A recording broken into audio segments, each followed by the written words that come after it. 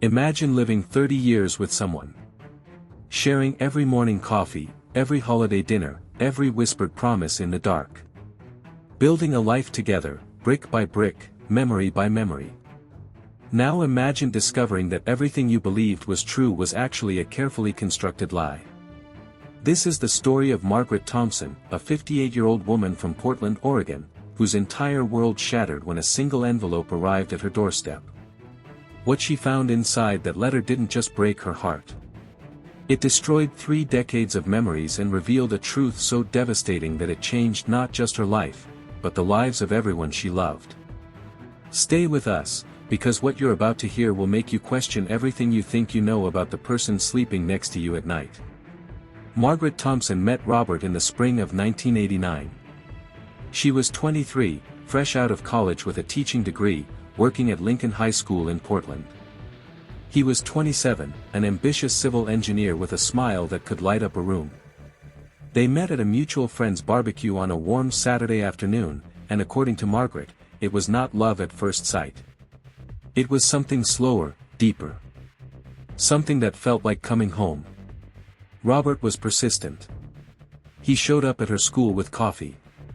He left notes on her car windshield. He made her laugh when she was stressed about lesson plans and difficult students. Within 6 months, they were inseparable. Within a year, they were engaged. By 1991, they were married in a small ceremony overlooking the Columbia River, surrounded by family and friends who all agreed they had never seen a couple more perfect for each other. Life unfolded exactly as it should. Margaret threw herself into teaching, becoming one of the most beloved educators at her school. Robert climbed the ranks at Morrison Engineering, eventually becoming a senior project manager overseeing infrastructure developments across the Pacific Northwest. In 1993, their son David was born. 2 years later, their daughter Emily arrived. They bought a beautiful craftsman-style home in the Laurelhurst neighborhood, with a front porch where they'd sit on summer evenings, watching the kids play in the yard. From the outside, and even from the inside, their marriage seemed solid. Robert was attentive, thoughtful. He never missed a school play, never forgot an anniversary.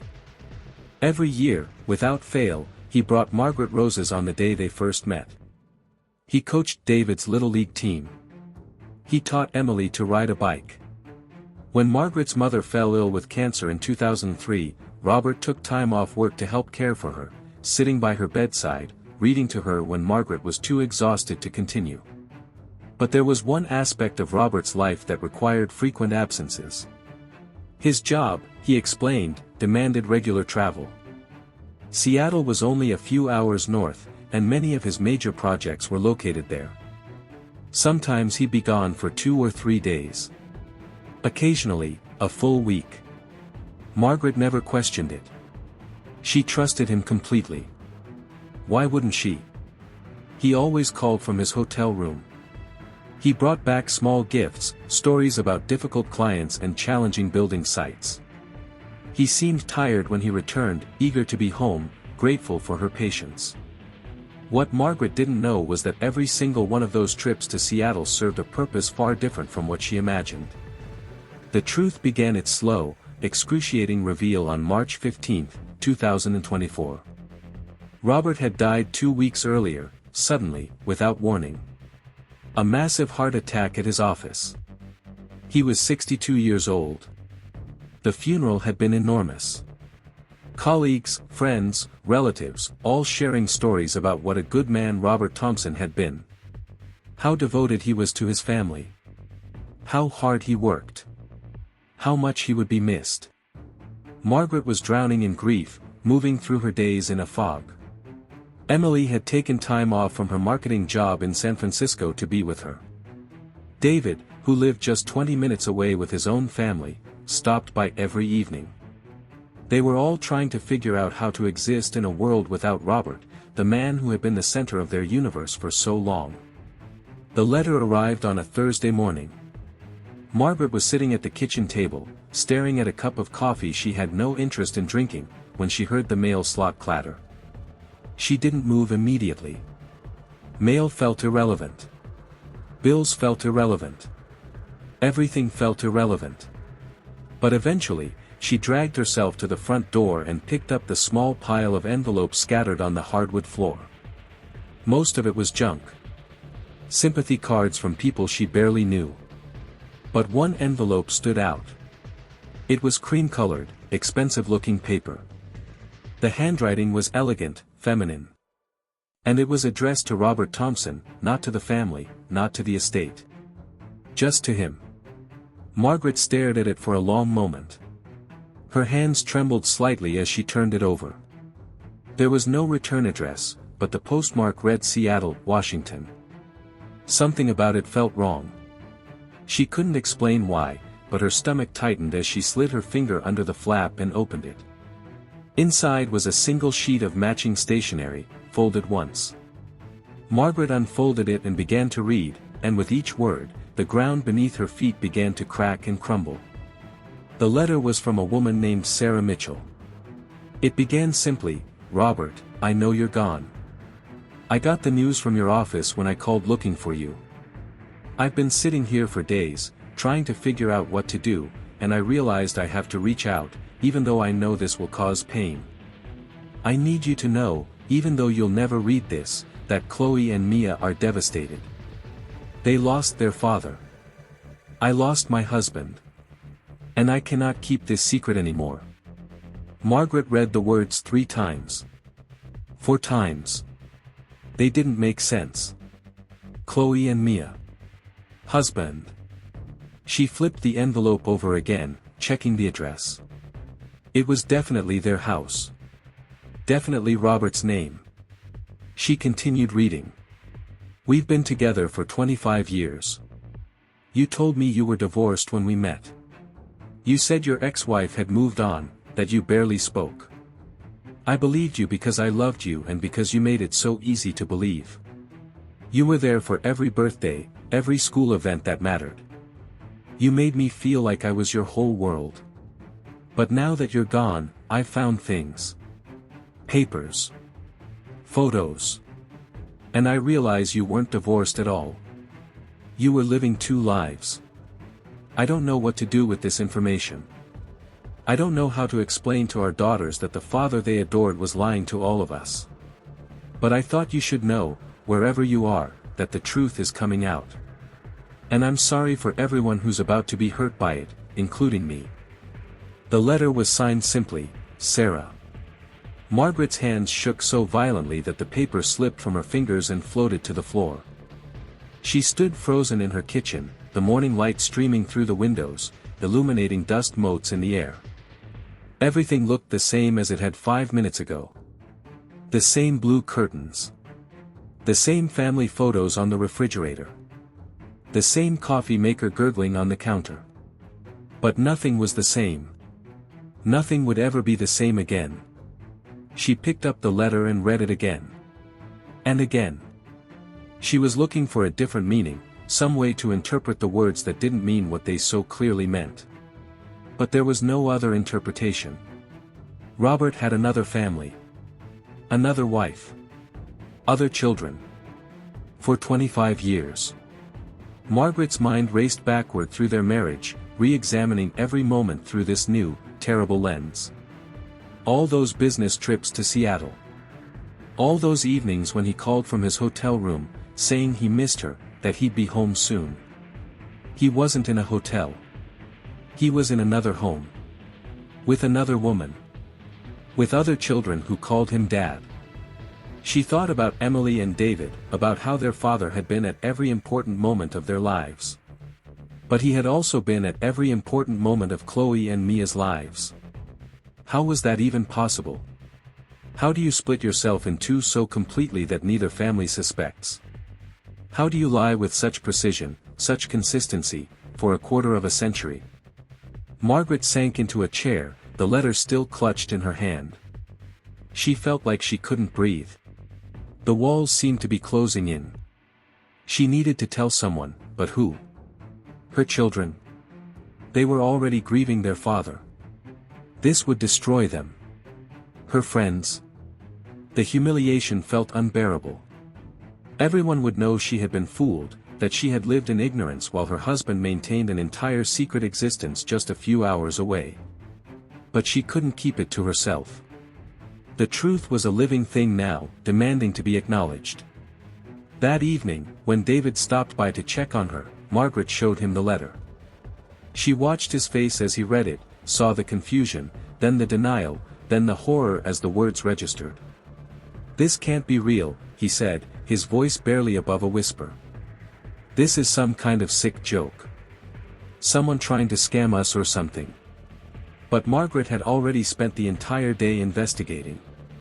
She had found Robert's second cell phone, hidden in his office drawer, a phone she never knew existed. She had gone through his credit card statements more carefully, seeing charges in Seattle that he had explained away as client dinners and work expenses. Hotel charges. Restaurant bills. Even a payment to a school called Meadowbrook Academy. She had looked it up. It was a private school in Seattle. David's face went pale as she showed him everything. He sat down heavily on the couch, the letter crumpled in his fist. "Does Emily know?" he asked. "Not yet. I wanted to tell you first." They called Emily together that night. Margaret heard her daughter's voice crack over the phone, heard the disbelief turn to anger, turn to anguished sobbing.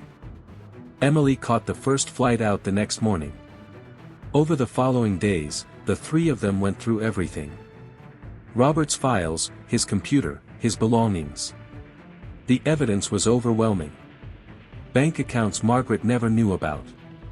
Rent payments for an apartment in Seattle. Photos on the hidden phone of Robert with a dark-haired woman and two teenage girls, smiling at a beach, at a restaurant, at what looked like a graduation ceremony. Margaret stared at those photos for hours. The woman, Sarah, was beautiful. Younger than Margaret by maybe 10 years. The girls, Chloe and Mia, looked to be about 15 and 17. They had Robert's eyes. His smile. They looked happy. Robert looked happy. In some of the photos, he looked happier than Margaret could remember seeing him in years. That realization cut deeper than anything else. Not only had he lied, not only had he maintained this massive deception, but he had been genuinely happy in his other life. This wasn't just about betrayal. It was about the fact that she hadn't been enough. Their life together hadn't been enough. He had needed more, wanted more, and rather than talk to her about it, rather than end their marriage, he had simply created another one alongside it. The question that haunted Margaret most was, how many times had he chosen them over us? How many school plays had he missed because he was at Chloe's soccer game? How many anniversaries had felt slightly distant because he was thinking about Sarah? How many times had he said, "I love you," to Margaret and then said the exact same words to someone else hours later? David struggled with rage. He wanted to destroy everything that reminded him of his father. He stopped wearing the watch Robert had given him for his college graduation. He took down the photos in his house. He refused to talk about Robert at all, cutting off anyone who tried to share a fond memory. Emily, on the other hand, fell into a strange kind of denial. She kept insisting there must be more to the story, that their father couldn't have been deliberately cruel, that maybe he had been trapped somehow, unable to escape a situation that spiraled out of control. She wanted to believe that the man who had read her bedtime stories and walked her down the aisle at her wedding was still a good person underneath it all. Margaret didn't have the luxury of either rage or denial. She was too busy trying to decide what to do with the information. Part of her wanted to forget the letter ever arrived, to let Robert's secret die with him, to preserve the memory of their marriage for her children's sake. But another part of her knew that was impossible.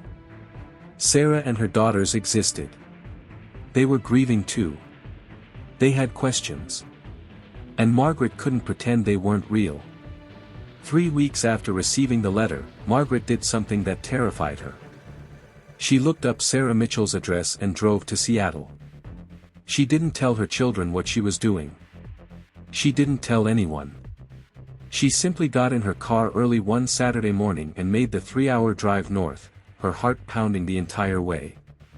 The address led to a modest townhouse in a quiet neighborhood called Fremont.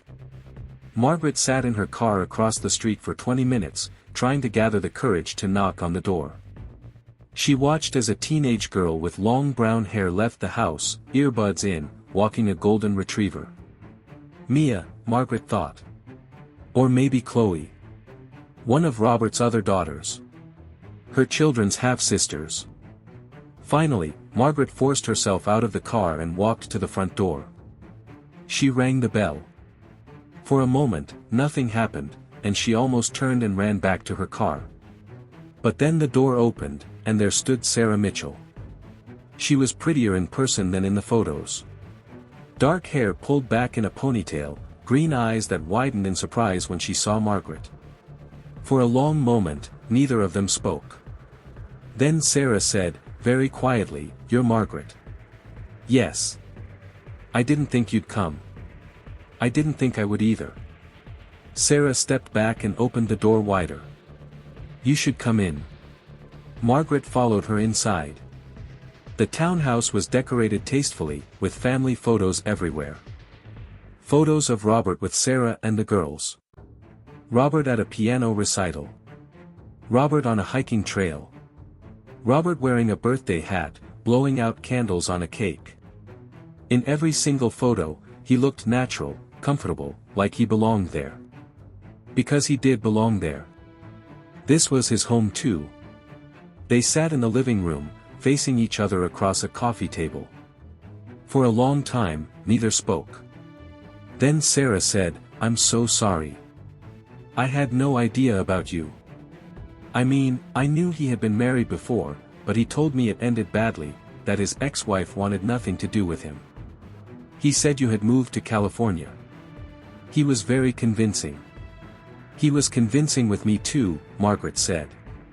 "Every time he left for Seattle, he was so believable. The work stories, the frustration with clients, the exhaustion. I never once suspected." "How long were you married?" 30 years. "You?" Sarah's eyes filled with tears. 25. "He told me we couldn't have a legal marriage because of complicated financial issues from his divorce. I believed him. God, I'm so stupid." "You're not stupid," Margaret said, surprised to find she meant it. "I'm not stupid either. He was just very, very good at lying." They talked for hours. Sarah showed Margaret the other cell phone Robert kept, the one he used to call Margaret when he was supposedly in Seattle for work but was actually at home with Sarah and the girls. She showed her the calendar Robert maintained, color-coded to track where he needed to be on which days. She showed her the elaborate system of excuses and explanations he had built over 2.5 decades. "He told the girls he traveled for work too," Sarah explained. "They thought he worked on projects all over the state and that's why he was gone so often. They never questioned it because he was always there when it really mattered. School conferences, birthdays, big games. He made it work somehow." "Did he ever seem guilty?" Margaret asked. "Did he ever seem like he was struggling with what he was doing?" Sarah thought about it. "No. That's the strangest part. He seemed genuinely happy. Like he had figured out some secret to life that no one else knew. He'd come home from Portland, and he'd be relaxed, smiling, talking about how much he missed us. I thought it was because he loved us so much. Now I realize it was because he loved having two lives. He was addicted to it." The front door opened, and 2 teenage girls walked in, laughing about something. They stopped when they saw Margaret sitting in their living room. Sarah stood up quickly. "Girls, this is Margaret. She was a friend of your father's. We're just talking about him." The girls, Chloe and Mia, looked uncomfortable. The older one, Chloe, said, "Oh. Okay. We'll be upstairs." They disappeared quickly, and Margaret heard their bedroom door close. "They don't know?" Margaret asked. "Not yet. I haven't figured out how to tell them." "How do you tell your children that their father wasn't who they thought he was?" "I'm still trying to figure that out myself," Margaret admitted. Before she left that day, Sarah gave Margaret her phone number. "I know this is incredibly weird," she said. "And I don't know what happens next. But I think we both deserve to know the truth, whatever it is. If you find anything else, any other secrets, will you tell me?" "Yes." "And you'll do the same?" "Yes." Margaret drove home in a daze. She had expected to hate Sarah, to feel jealous or angry. But instead, she felt a strange kinship. They were both victims of the same man, the same lies. They had both loved him completely, trusted him absolutely, and been betrayed in the most profound way possible. Over the following weeks, Margaret and Sarah spoke regularly. They compared notes, filling in gaps in each other's knowledge. They discovered that Robert had maintained separate bank accounts, funneling money to both households. They found out he had told nearly identical stories to both of them, recycling anecdotes and jokes. He had given Sarah the same anniversary gift he had given Margaret, just 3 years apart. The same necklace, from the same jeweler. The most painful discovery came when they found a storage unit Robert had rented under a false name. Inside were boxes of documents, photos, mementos from both families. Birthday cards from the children. Love letters from both wives. He had kept everything, organizing it meticulously, like he was cataloging 2 separate museums dedicated to his double life. David refused to speak to Sarah or acknowledge that Chloe and Mia existed. Emily, cautiously, agreed to meet them. The meeting was awkward, painful, but also strangely healing. The 4 children, David, Emily, Chloe, and Mia, all shared stories about their father.